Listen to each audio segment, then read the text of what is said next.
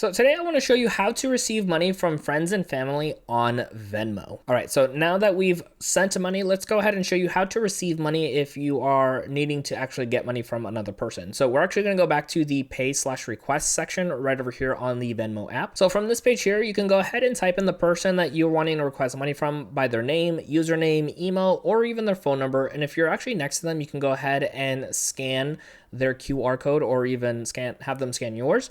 But from right over here, we're going to type in the person's name and then we're going to see their information pop up here on the side and we're going to click on that. All right, so once I clicked on the person's name, you're going to see their profile pop up, their actual name here, and then you're going to want to go ahead and type in the denomination. You can also even add additional people here as well. So if you're splitting a bill with everybody and they all have to send you money for the exact same amount, you can go ahead and just add them right there. So for this example, we're just going to actually do 50 cents for the request. You can go ahead and type in whatever reason you need.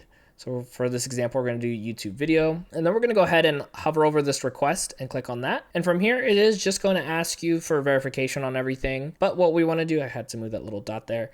You can see the privacy is currently set to private. So if you click on here, you can actually have it go public, see only friends and family, or have private. So if you don't want it to go up on that feed for anybody at all, private is the way to go.